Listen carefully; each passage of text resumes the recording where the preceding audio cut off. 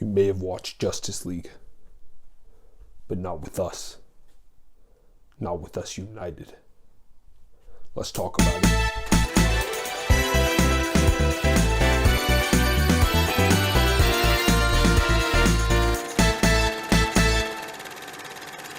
Alright folks, what do you think of my Ben Affleck Batman impression? Let me know in the comments down below. But folks, of course, the Zack Snyder's Justice League dropped recently. A pretty impressive feat by all means, especially a historical landmark, if I dare say. Let's get into my thoughts on it. I'll just say the 4:3 aspect ratio, a lot of people have mentioned it. I will say that it does seem like a pretentious move. I question if that was really necessary because I feel like it did diminish the quality of it. I saw it on a TV. I know some people saw it on a laptop, so it didn't quite affect me as much as other people, but I can still say that it was bothersome at times, and I don't think that a Justice League movie of all movies needs a 4:3 aspect ratio. One thing I liked about Batman vs. Superman was how it picked up the story from Man of Steel's destruction, that perspective. And it put it in a different perspective. And so Zack Snyder does sort of the same thing here with Superman's Scream, except reframing it and seeing how it impacts, of course, the mother boxes elsewhere. And obviously, essentially the same premise was used in the original Justice League, except they didn't show any of that. I had no idea any of that happened because of, the events of Batman vs. Superman. But I like that they did that here. The opening montage where we get to look at all the, mother boxes getting awakened, sort of. And we sort of visit every place that we've seen in the franchise thus far. So you see, of course, Aquaman and Atlantis. And again, you see, I forget the island, but of course Wonder Woman's island with, all the goddesses. And it's cool to get to see him, and then Cyborg, although he's new. But we get to see all of them. Pretty cool. There's some pretty damn cool visuals in this film. Of course, some people have found when you zoom in, the shots, some of them aren't quite as good. But yeah, when you watch the film, you didn't notice it. I didn't notice it for sure. There's some great music in here and some great shots, some really cool shots that I was just like, wow. I would say that's a cool shot because it was. It was a cool shot. What, do you want me to lie? I'm not going to lie. It was a cool shot, okay? It was. This is a really interesting that I had watching this film, one that I've never experienced before. Where you watch these scenes and you know them, of course, but they're framed again from such a different lens. And you have these, again, because you have seen them before, it's a lot of the same footage, but sometimes it's just a wildly different tone, right? And I do think that I was worried maybe it would be a chore to get through this because we had seen so much of the same footage, but this feels like an entirely different movie, right? Like if I hadn't seen Justice League for years until I watched it for this watch along, I don't think I'd have even remembered or recognized or put together that these were the same shots. I would have thought that it was a different movie. I would have. I'll say, Aquaman sort of learns to work with the team in this film, and I do say that kind of voids his what he learns in Aquaman, his film, to work with Atlantis and to actually be a part of the solution and not, abstain. And he kind of learns that lesson here. So it does take away from that film a bit. But, whatever. If you're watching this right now, I'm just going to give you a little fact. If you knew it already, let me know down below because you and I were in on it, right? But this film, of course, Zack Snyder started directing it, had to leave. Joss Whedon and Warner Brothers took it over. And Zack Snyder for this film opted not to use a single shot that was filmed by Joss Whedon, and they only filmed one new scene for this movie.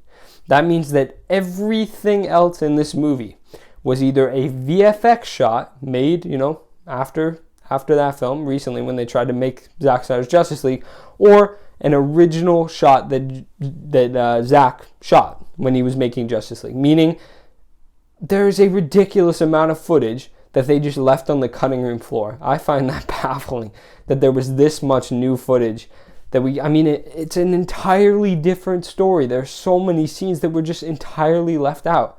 Ridiculous. It really is. There are lots of shots in here. Zack likes to be dramatic, and there are lots of shots in here with just sad music overlaid, a lot of different objects, and I do think that contributes to the runtime in a needless way. And not all of it is necessary for sure. The Wonder Woman bank scene, besides, or not bank, museum, I believe, besides being a perfect example, that same scene, entirely different tone, sort of has that action. And Man of Steel, I mentioned in my Man of Steel review, was sort of a leapy action. I was worried that would be more throughout. There's a few scenes with Superman later on, but I really dislike that stuff. I think it looks very cheesy and poorly done. So besides, that could have been a really cool action scene, but I feel like it was ruined just because the speed, I guess, is hard to convey, which I understand. You either have to do slow-mo or that's sort of leapy, and it just looks bad. It doesn't look good. Speaking of slow motion, this film probably, off the top of my head, has the most slow motion that I've ever seen in a film, and it's very excessive. It's a lot, and I guess Zack likes his slow motion. I didn't really notice it in the other two films, but maybe if I look back, I will. But especially in action, it gets very annoying and repetitive. I'm fine with it being used for the Flash, but when you use it for mundane things, it gets very annoying. It does. The film is dark, but it doesn't quite feel as edgy as Batman vs. Superman was, which was a major complaint of mine. I like the dark tone in that film, but I do think that they went overboard very often, and this film doesn't have that problem. So I do like the dark tone that these characters are approached with. Speaking of the characters, it seems that Zack Snyder had a fun time playing around. He had his little toolbox here, and it does seem like he was able to utilize and dive into each character. You don't get that sense in the original. And I'll talk a bit about how the team dynamic is a little different in a bit. But you don't get that sense that Joss or the studio was particularly trying to explore each character, especially Cyborg. People have mentioned that it's tragic how much, they removed from his story that we got to see here. But this film plays with each character, and it lets you know each character. Good and bad thing. I'll get into it.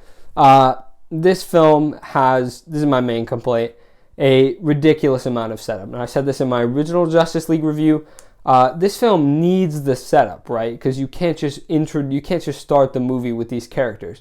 But I can't give the film a pass because it didn't set up these characters, this premise in prior films, right? So when you have this massive monumental team-up film and you want it to be 4 hours, you need to justify that runtime. And I don't think having half of your film, half of it, time it if you need to, half of it as setup, introducing new characters, introducing this complex premise is fair. I don't think you can do that in a film. And obviously some people are willing to pass with it. That's not something that I'm willing to let slide. I think that it is far, far, far too long. And I do like exploring each character. I already mentioned that. But especially when it's just so many extended scenes of stuff that we really don't need to see, and just the amount of setup that you need for a team-up film, it needs to be set up before. It needs to be done before, at least in some manner. You can't just introduce 3 new main characters, and setting up the villain and the mother boxes are one thing, but when you actually have to add 3 members of the Justice League in the film about the Justice League, that's a no-go for me. And then I mentioned a lot of scenes are extended and drawn out. Sort of going back to the Man of Steel, I mentioned in my review of that the original Krypton scene where Krypton's getting destroyed, you have a lot of just scenes like that where it's just so extended. And I think that's part of Zack Snyder getting just complete creative freedom. He puts in quite a lot. So you have this entire fight scene. I don't know how long it is exactly, but with Darkseid and these people, back in the day. Besides it being cool, it is a cool scene, but it is not important to the film at all. You could do a quick little montage explaining Darkseid. You do not need to show this entire battle with him. You don't need to show an entire section, especially in slow motion, of Cyborg's football game. There are just many scenes in here. I could go back and watch them and point it out that are just extended and do not need to be. It is not essential for them to be as long as they are to the core of the film. The parademons are still lame. Flash is still unfunny. But Steppenwolf is pretty cool this time around. Now, I said I liked him in the original, but he's better here. I thought maybe he would be the same. Just as generic, yet still cool, still powerful, still badass. But I did think that I just thought, maybe he looked cooler, maybe he sounded cooler. I think definitely in the final battle, where his eyes were like glowing blue, or maybe it's just the fact that he's sort of a henchman. Again, a sort of tired trope, but I have a soft spot in my heart for Steppenwolf. And then again, just to add on, when you have this much setup and just exposition, it's going to get boring, right? Even forget just extending scenes. When you have half of your film, 2 hours, so it serves as sort of a prologue even. It feels just like a prologue to the main event, which is all of them teaming up, getting Superman back, fighting Steppenwolf. That feels like what the Justice League movie is. When you walk away from this film, that's what you're walking away with. The prologue, setting everyone up, it's 2 hours of it. It's 2 hours of exposition, and it is boring, and it is long. And then just a reminder, it is half the film, which is long by itself, but to further emphasize that is the length of a feature-length film in this movie. It's 2 hours long. I could watch an entire movie in the amount of time that this film is trying to set up the main event of Justice League fighting Steppenwolf. Just let that sink in. That's pretty ridiculous. I mentioned earlier how they, sort of screwed over Cyborg in the original cut. Cyborg is a very compelling character here, and Ray Fisher is great. He really is the heart and soul of this film. A great character, great acting. The team in this film feels like a reluctant yet naturally formed group. Like they don't particularly want to work together, especially in our three newcomers cases, but it feels like they have to in order to save the world. They know this. And I do think that's a much better dynamic than the original, which really just seems like it's randomly thrown together. Obviously it's not, but it's what it feels like. It feels like they just randomly team up and there's not enough connecting the dots there. I will say that the final action, the action battle in part 6 is excellent. It is so great. I will say that unfortunately the bug stuff, the parademon stuff, whatever, it does still feel very plain and lame. But the Steppenwolf fighting is so awesome. And then I will say, there were a lot of loose ends in this film, and they left me pretty hyped. I would not be mad at all to see, never thought I'd say this, but to see Zack Snyder sort of continue on with his vision. Maybe a few restraints. I don't know about full control just after just how long this film is, how much it is. I don't like to give directors constraints. I want to see their real visions like what we got here. But I do think that I would like to see, whether it's Deathstroke in the Lex plot line, whether it's another Justice League film with Darkseid, this film I was just excited by the end. That's what this film had done. It left me excited. Whereas at the original, I sunk down and I'm like, God, I just spent 2 hours watching that. This film, I did not get that feeling at all. Still confused as to what the hell the nightmare scene is in the desert and whatnot. And this time you have Flash, Cyborg, and Mera there for some reason. And of course the Joker, Jared Leto Joker, who, we're good friends, Jared Leto Joker and I. Obviously not, because I hate him and he's not great here either. He's not good here either. So if someone wants to explain those scenes to me, and it feels very odd that was the scene they ended on too. They could have tied it up nicely with the recording from Cyborg's dad, overlaying, everyone's sort of closure in this film. But they went with that instead. So questionable decision. I don't understand it. And then Zack Snyder leaves a sweet message, of course, to his daughter, which is the reason he had to leave the first project, of course. I've said it before, but I'm glad that Zack Snyder got to fulfill his vision. Even if it was bad, which I'll spoil it right now, I do not think it was bad. Even if it was, it wouldn't matter, because at the end of the day, he was robbed by the studio, and they corrected it. They gave him another opportunity, and he took advantage of it. So I'm glad that he got this opportunity. I will say that this film can only be described as epic. There are just so many epic moments, some of the best in the franchise for sure. The best moments in this film are easily the best in the franchise, and some of the best in the superhero genre. There are some great moments in this film, but that runtime is just so long and there's so much setup that it's some of the weakest parts of the franchise too. The best certainly beats, the boring slow parts. That's what I'm remembering in my mind. The more I think about the film, the more I like it, which is a good trend, of course, to have. But that runtime, man, is just so long. And I do think that in terms of technical ability, this film easily beats Snyder's two previous entries. I think Man of Steel was pretty basic. I think Batman vs. Superman was, too edgy, too much content in general. And this film is better than both of them, not just personal opinion, I'd say, in general, a better film.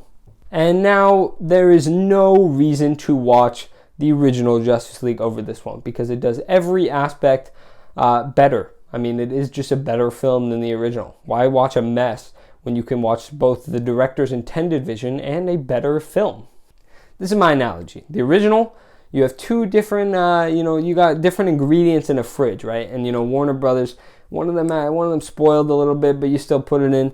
And Warner Brothers just compiles all the ingredients in a fridge into one dish. It was supposed to be one dish. You were supposed to follow that recipe, but you just took every ingredient and you poured it into the dish. Whereas this film is the original intended recipe done fine, yet flawed. A good movie, yet it does have flaws, because unless you're Gordon Ramsay, your dish will have flaws. You're no expert chef. But it is infinitely better than the complete mess pile of garbage that was the randomly compiled dish. I'll say that the second half of the film in general is definitely an A, but purely because of the length, the first half has to be a C. And if you average it out, it's a B. So as of right now, Zack Snyder's Justice League gets a B. Alright folks, so that's my review of Zack Snyder's Justice League. I'm glad I got to watch all the DC films in preparation of it. If you haven't seen those, they're up there in that playlist. Zack Snyder, of course, has another film dropping later this year, I believe in April, Army of the Dead, which is a casino heist film set in a zombie apocalypse. So if this film was anything to go by, maybe he's on a streak, then I'm excited to tune in for that one, and I hope you come back and watch my review of that. Folks, I've been EDPC Reviews. You have been amazing. Thank you for watching this review. Thank you for watching that movie. And I will see you in another review. Bye-bye.